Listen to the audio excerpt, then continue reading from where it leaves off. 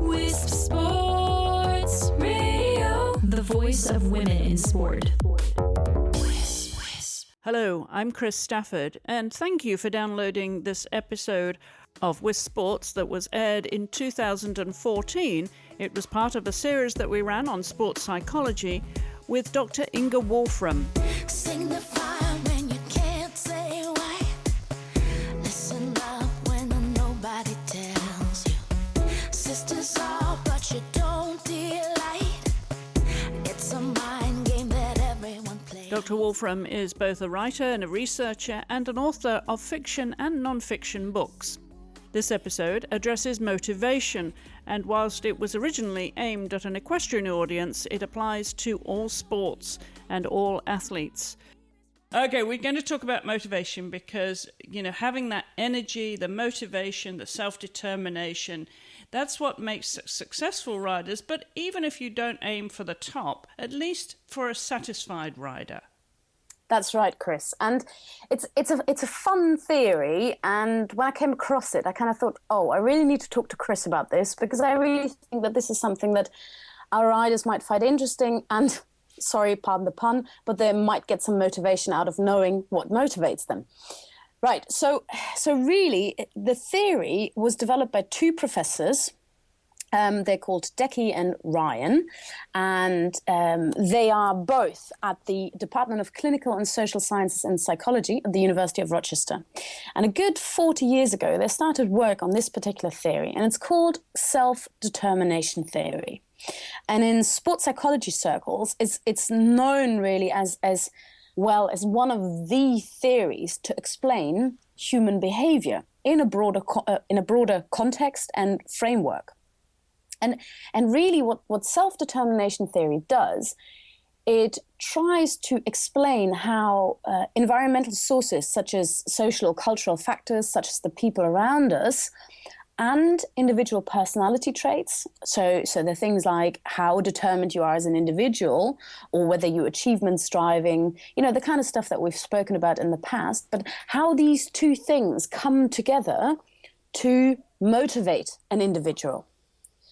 And really, they've split their self-determination theory into three intrinsic needs, really.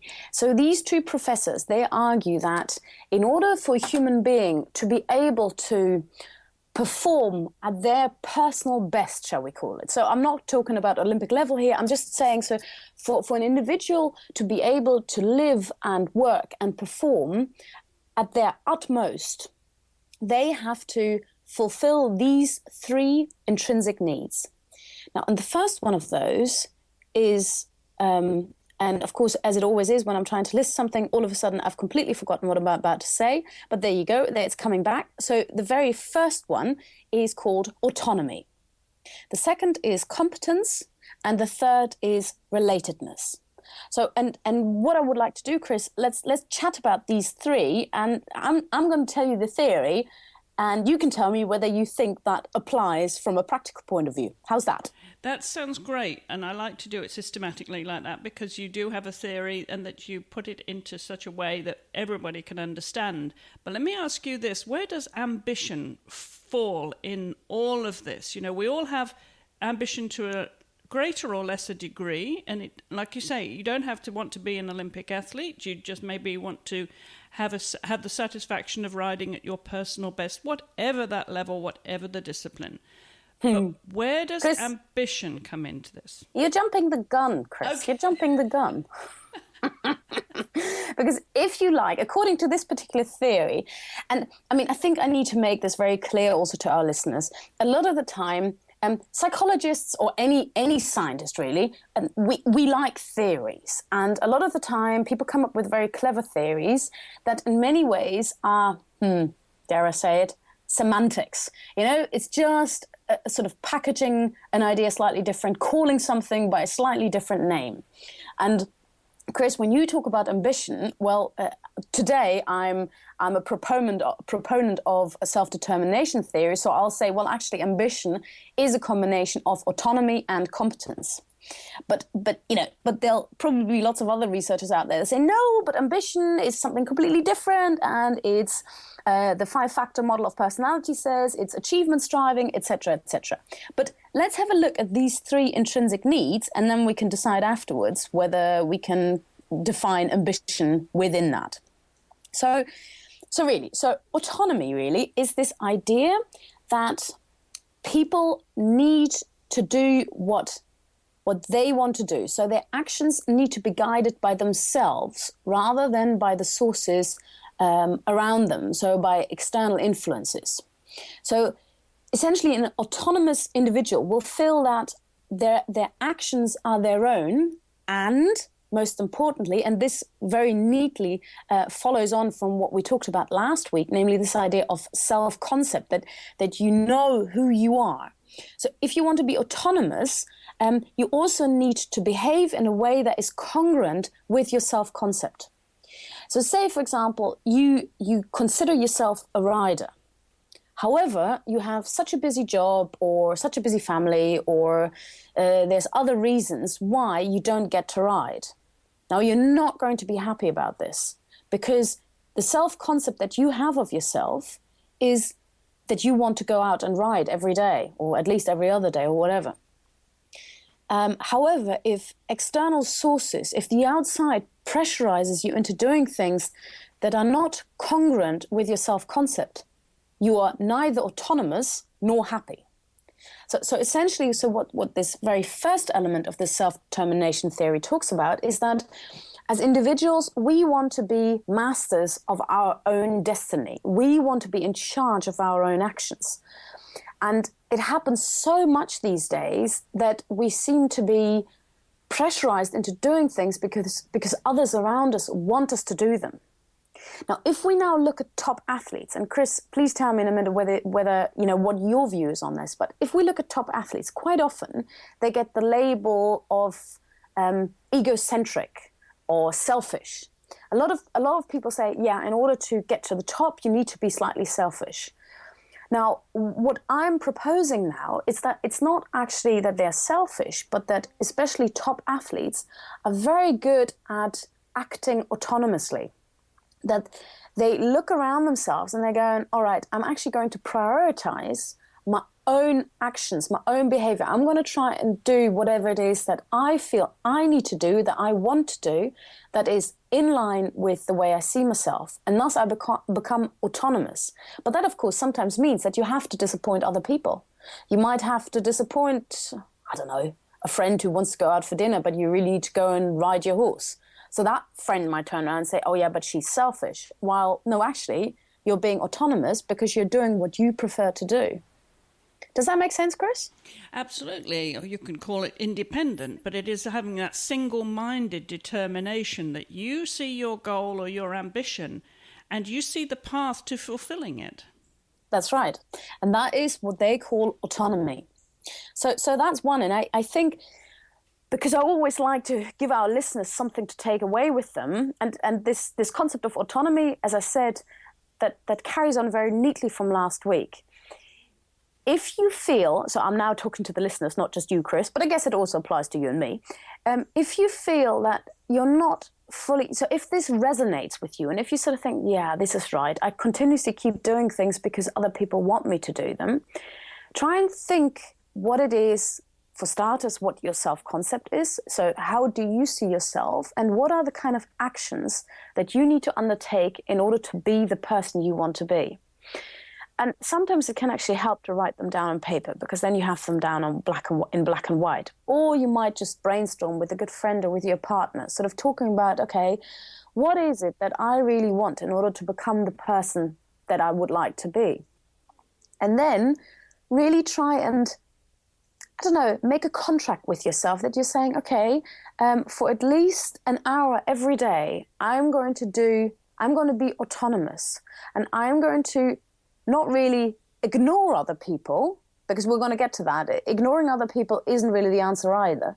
But I'm going to follow my heart for at least an hour a day, so that at least for that time, I am the person that I want to be. I am autonomous.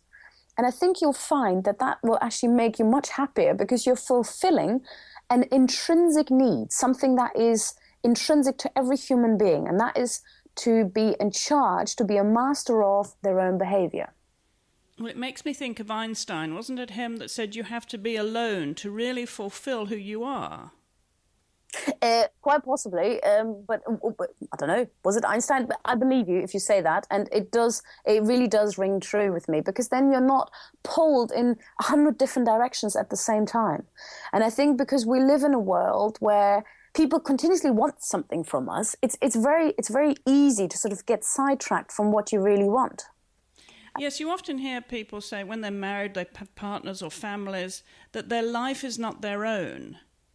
So that's going in exactly the opposite direction to someone who sees their ambition, sees the path to their success, or potentially, and knows that it has to be single-minded. And you have to, as you say, just set aside everything else that's going on in your life, not to ignore them, but to prioritize because of your own ambition to success. That's right. That's right. And I mean, obviously, if you have a family, if you have a job, you can't set it all to one side. But what you can do is you can perhaps set aside a couple of hours every day that are just yours. Because you know what it's like. You kind of get sidetracked by lots of different things, and all of a sudden it's already the end of the day again. So indeed, Chris, as you say quite rightly, it's a matter of prioritizing. If you don't have the time and money available to devote yourself entirely to your riding, for example, because considering that we're talking mostly about riding, it'll be riding that I use as an example. And of course, this can apply to anything in life. And I've had friends, as I'm sure everybody has, where you see them get involved in a relationship or get totally absorbed. And I've used this, and I've used this expression too. I can remember one very dear friend when he got so involved in a new relationship and children and everything. And he set aside his own career, his own personal life goals and ambitions and everything. And I used to say to him, you've lost yourself. You've lost yourself in this relationship. Where is the, and I won't use his name but he knows who he is. Where is that man anymore? Where has he gone? And he completely sacrificed himself. And that was his choice. That was his priority at the time.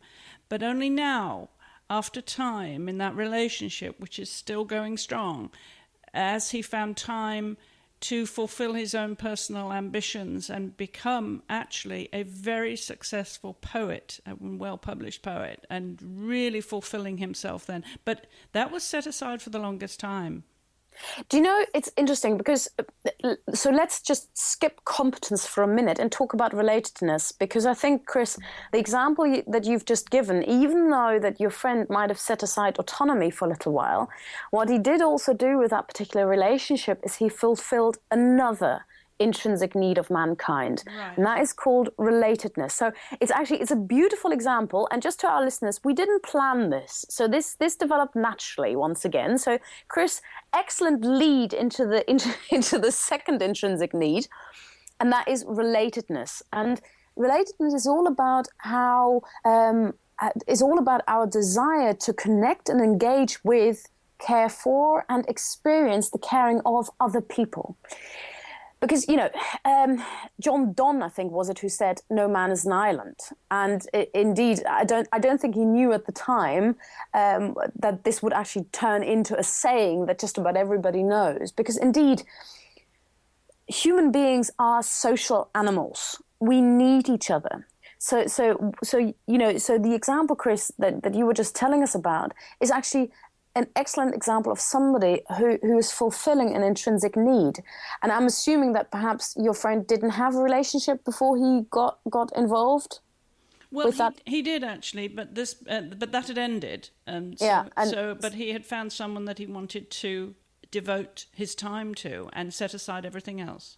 Yeah, and that, because quite clearly he felt with his new partner that it was actually fulfilling perhaps a need that the other partnership, because it wouldn't have ended otherwise, couldn't fulfill. So this is partly why this concept of autonomy, of trying to be ourselves and following our own path, sometimes seems to clash with this idea that we also want to be there for other people. The problem is, I think, that a lot of people confuse relatedness with just saying yes for the sake of it, for the sake of being loved, and thus setting aside their own goals in search of trying to be related to trying to relate to other people, even though they're not actually even prepared to give them the need that they want. All right, let me throw two other ideas in here for you. Yeah. And I hope I haven't lost them now, but I might have lost them for the moment. But I was thinking about them. Oh yes, guilt is one thing, and obligation is the other. Yeah. Very true. And, because of relatedness, I think feeling a strong connection with somebody, that's one thing. And that's what we all want. We all want to have people that we love and that love us back. But quite often, the kind of relationships we engage with are based on, indeed, guilt, that we sort of feel, yeah, but we really should, because that's the done thing, in inverted commas. Or because we simply have to, because that's, because we can't let our colleagues down, because that's what we get paid for. And so we get sidetracked for the sake of what we feel are sort of fake social networks. And thus we sort of prioritize this over this idea of autonomy, over this idea of acting independently. So once again here, my practical tip or my practical advice would be is try and think, okay, we want to connect to other people. Relationships are important, but to look very carefully whether the relationships that you are engaging in, perhaps to the detriment of your autonomy, whether they're actually giving you what you want. Are they giving you the connection that you truly seek? And I can't avoid it because it's kind of my favorite topic, and that's social media, and in particular Facebook. I mean, I am on Facebook, and I really definitely think it has its benefits because, it allows you to connect with people all over the world, etc., etc. But in many ways, it's become this artificial idea of friendships, so you befriend somebody even though, well, you hardly know them. I sort of accept pretty much every invitation quite simply because I share my work on Facebook. But there's so many people that seem to be out there that use social media as a means to desperately try and find relatedness. And I don't think you can over the internet. I think you need real life contact with a person to connect. So much better to sort of take half an hour or an hour to meet up with a friend and really sit down and chat rather than spend 3 hours on Facebook while you could have spent the other 2 hours following your own desires. Does that make sense? Yes, but, having the real life interaction as opposed to the virtual interaction. But I think that's a whole bigger topic, isn't it, anyway? I know it's important to touch on it because it comes back to relatedness. And I think that's, again, it's something that detracts from your purpose because it is distracting in itself.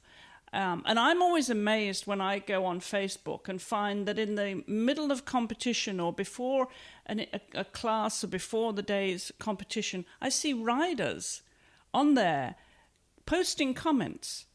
Where you sort of think, don't you have something else to do? I'm thinking, well, shouldn't your absolute focus be, and shouldn't you be present?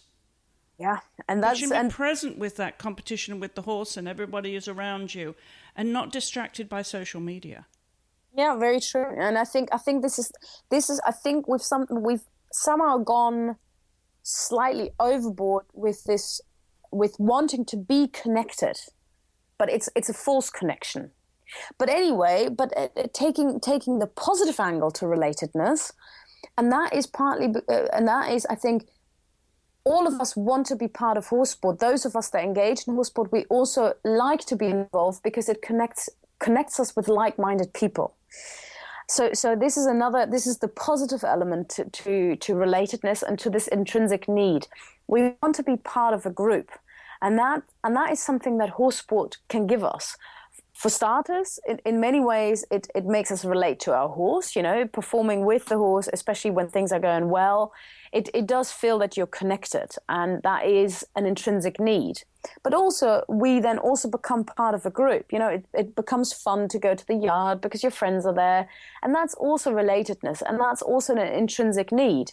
And once again, getting back to perhaps the frustrated rider doesn't get to ride as much. Well, if you actually make time to go to the yard, you won't just be fulfilling one need, but you might even be fulfilling two, because you're also going to interact with the people that you share a lot of things with.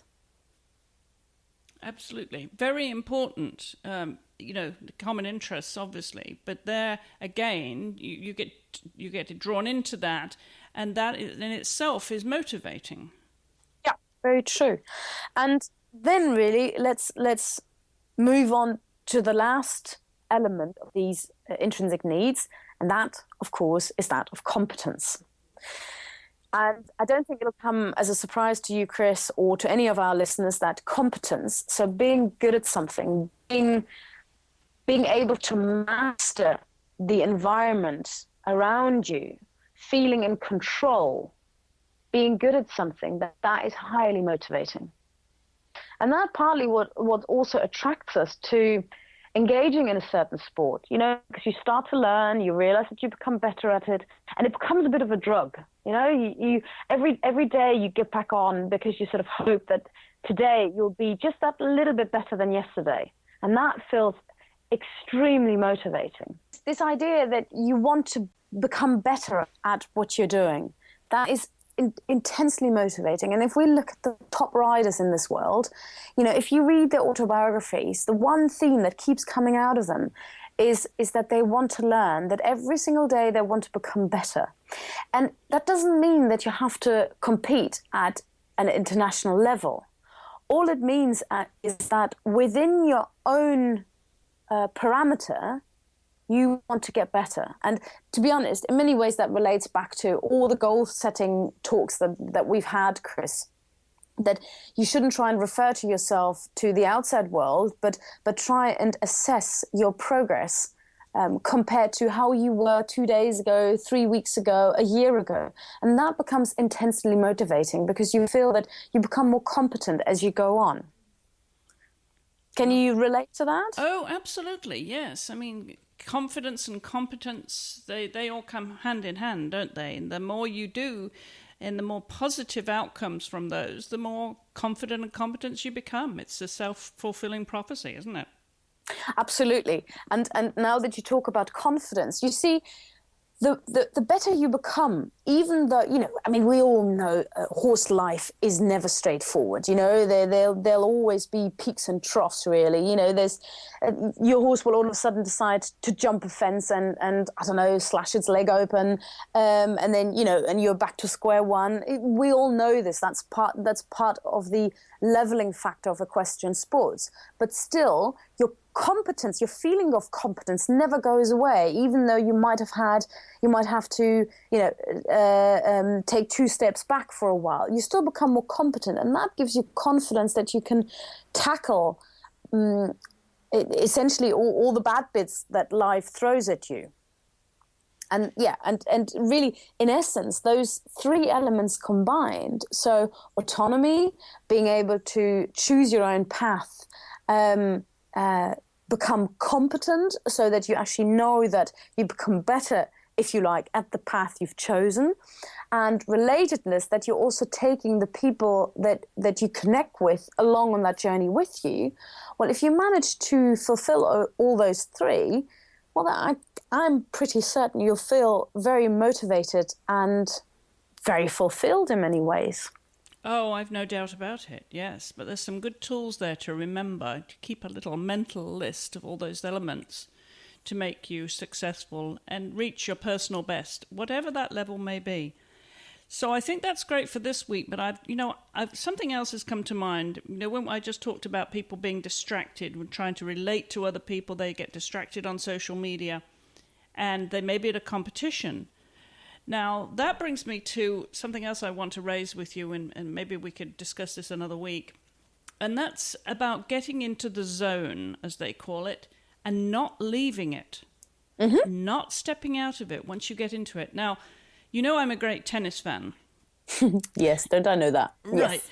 Well, when you think of how long they have to concentrate for, it's not the 4, 5, 6, 7, 10 minutes, that a dressage rider, jumper, or eventer would have to. They have to concentrate, okay, for the warm-up period as well, and then the competition. That is just tiny relative to the amount of time, say, a tennis player has to concentrate. It could be, hours on court. Could be at least, even for a women's, 2 or 3 sets, it could be, 2 or 3 hours. But, so it's a longer period. And then for the men, obviously, it can be much longer. It can go up even to 12 hours. Can you imagine getting into the zone and staying in the zone for that period of time? So can we talk about that another time, and how... Yes, well, I can't exactly say no now, can I? Well, not that I railroad you, but, you've always got a solution to this. But I think some tools for our listeners would be helpful because, yes, absolutely. No matter what level you're at, even as an amateur, because maybe even more so as an amateur when you're not doing it very regularly, and you need some help just getting in there and staying in that zone and staying focused, concentrate, stay in the zone for as long as you need to. It sounds great, Chris. Conversations from the world of women's sports. This is Wisp Sports Radio. Well, I hope you enjoyed this episode, and we will be bringing you more in this series on sports psychology. If you have any questions or comments, you can email us directly at info@wispsports.com. We are on social media at Wisp Sports, and particularly on Facebook, where you'll find lots of Facebook Live episodes on our face-to-face show, where you can also post your comments and any suggestions for guests there too. That's at Wisp Sports on social media. Until the next time, thank you for listening. Goodbye for now.